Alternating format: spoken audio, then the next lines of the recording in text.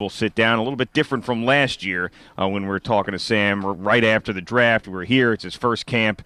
Things are a little bit different for him now. And as he sits down and grabs the headset, we're joined by Sam Darnold. What's happening, Sam, man? Good morning. How's it going, guys? Morning. Thanks for having me. Now, everybody always says that year one to year two, everything feels different, right? I mean, I remember talking to you last year. You didn't know what the hell to expect. So in your own words, what's felt different so far? Yeah, I think for me it's just Boomer, I don't know if, from your rookie year, just you come in, you try to get to know the guys, first and foremost. That's what you want to do. You want to get to know the locker room, and it can be hard sometimes to try to, be forced into a leadership role, commanding guys in the huddle and doing all that stuff without really knowing the guys personally. So I think second year, that's just the biggest jump is already getting a head start on that, knowing the guys and the new offense is another thing, learning that. But it's been fun. Coach Gase's offense is awesome, very up-tempo, high-paced. But also I feel like we're in total control and we're on the attack every single moment of the game. So it's been fun so far, and I think that's just the biggest jump is understanding the personality of the guys in the locker room. Speaking of personality, I just see you and I see a guy that just kind of matter of fact about everything around here. You do realize how everybody looks at you and why they went out and got Adam Gase and to give you an offensive, quarterback kind of coach to get the most out of you. How did it feel Thursday night, the first time out against the Giants with Adam's offense, with some of your new teammates, even though Le'Veon didn't play? What did that feel like for you? It felt great. There were definitely some details that we need to clean up, and that's going to come with the first preseason game. Mm-hmm. But it was definitely a fun time, man, going out there and really executing the offense at a high level, I thought.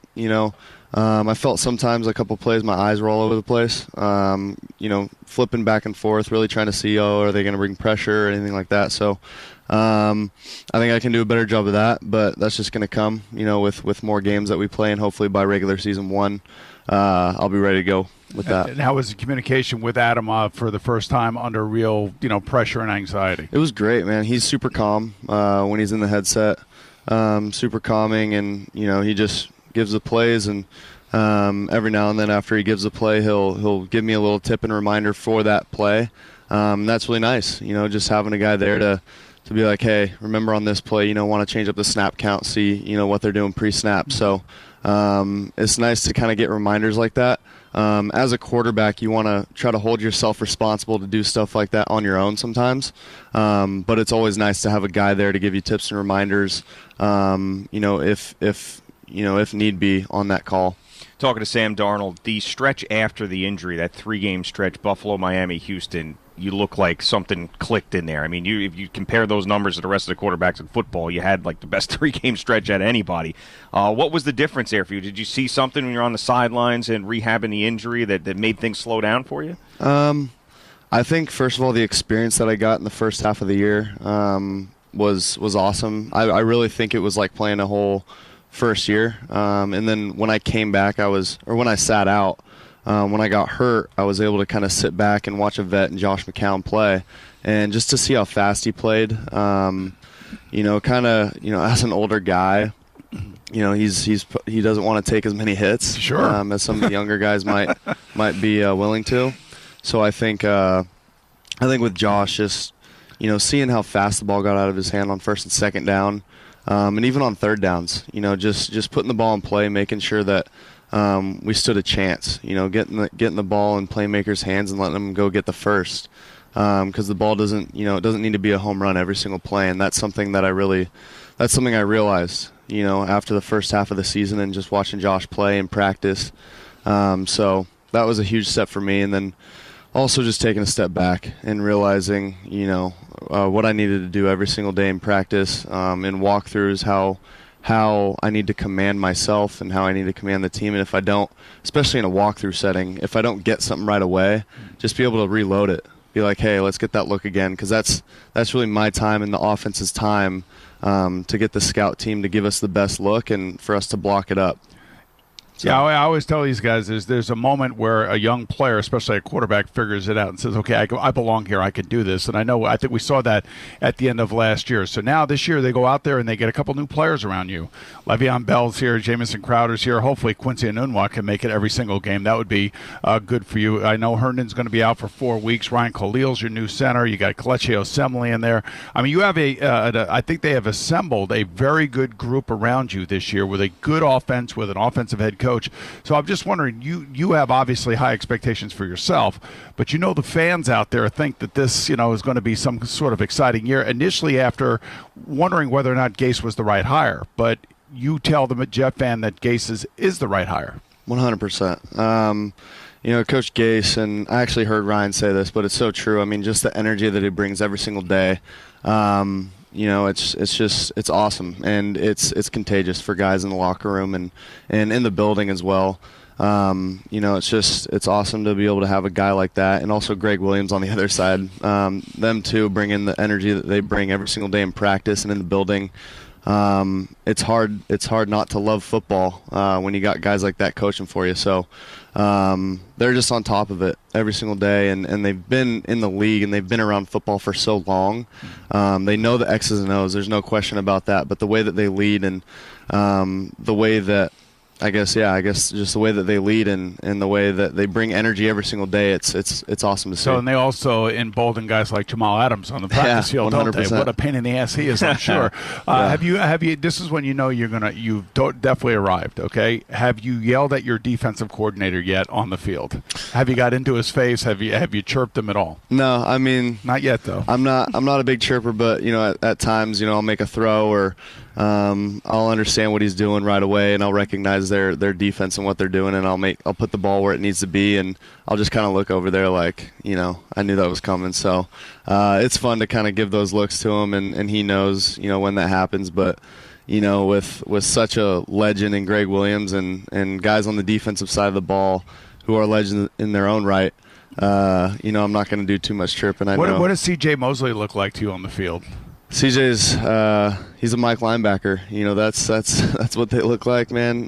He's an NFL linebacker, and he's such a pro, and he's always trying to call out what we're doing, and sometimes he's right, sometimes he's wrong, but and so is Jamal. I mean, they're both super vocal out there, but Jamal, is definitely, he's a guy that's going to chirp more, off the scene, and CJ's just going to kind of keep quiet and kind of lead by example that way, but they're both great leaders, and CJ's always, he's kind of the quarterback of that defense, kind of moving guys around and doing that. I was thinking it must have been an interesting time for you because you come in as a rookie with one head coach and one general manager, and you're thinking that, okay, this is the new regime. We're here now. This is it. And then, after a rookie season, everything changes, and you're a constant, and everybody's excited about you. But, personally, when you come into a new environment, the NFL with these guys that you trust into your rookie season, you learn all this stuff, and then, boom, just like that, it's different. How did you handle all that? I kind of, I had my, friends and family to kind of lean on and, kind of just talking about that. And what I've always done growing up is just kind of whatever happens. You can't really – some things you can't control. And I just decided to control the controllables. And that's kind of what I've done my whole life growing up. My parents have always kind of said that in their own way. So it's kind of been a thing that I've not been used to, but it's just something that, is – I guess I've gotten pretty good at throughout my life, but it's definitely, for me, it's just reacting to that and just going out there and learning the offense, doing what I can to make this team better. And with Coach Gase at the helm, we're all super, super comfortable with the way that he leads his team meetings, all that kind of stuff. So it's been good so far, and I'm super stoked about the season. I got to think that on Thursday night you go out there against the Giants, and now all of a sudden it's a totally different feel for you because now you can read defenses. You know how to discuss the defenses on the sideline, right? I mean, that's one of the biggest mental jumps, I think, for a young quarterback, and especially when you're trying to learn new teammates when you're a rookie.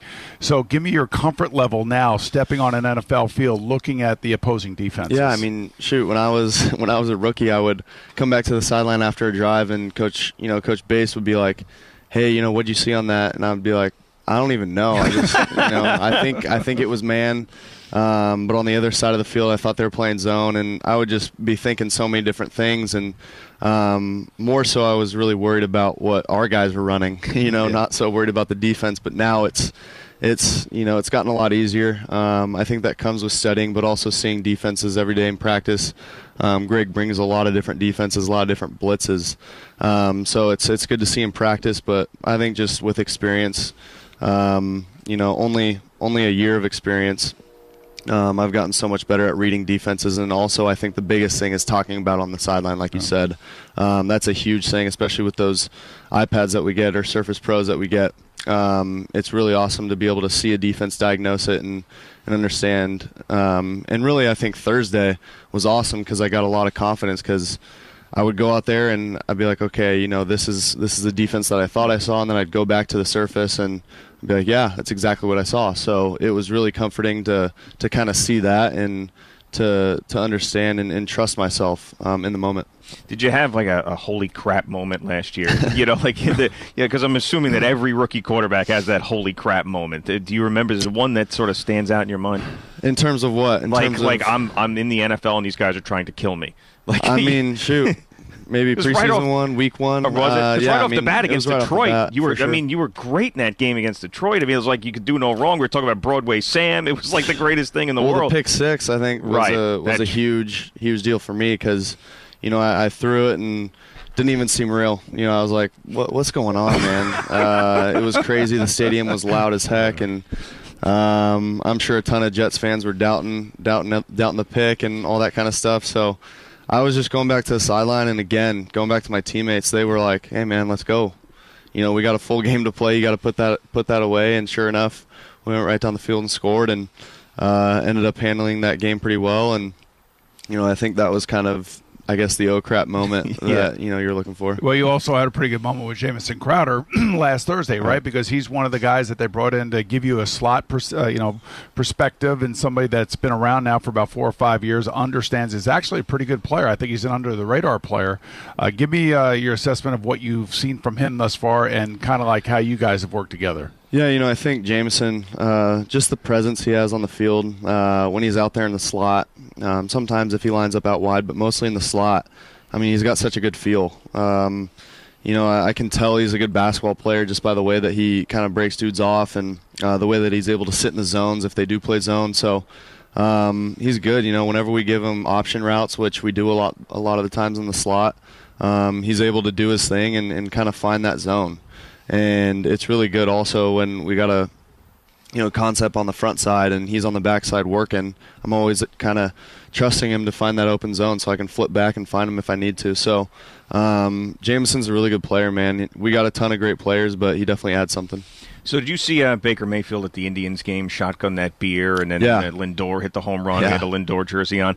A lot of Jets fans are Mets fans. The Mets are going through this incredible run right now. Something tells me, though, that Sam's a Dodger fan. Yeah, it doesn't matter. Listen, Baker Mayfield didn't live in Cleveland for a long. He found himself a Lindor jersey, and he got into it. Can you see yourself shotgunning a beer at Citi Field to fire up the team? Oh, man. I don't know about that one. Maybe if I'm a little bit more established. Okay. But, I definitely think that right now I'm just, if they invite me to a game, I'll just enjoy the game. And no shotgunning beers. Who knows? But probably not.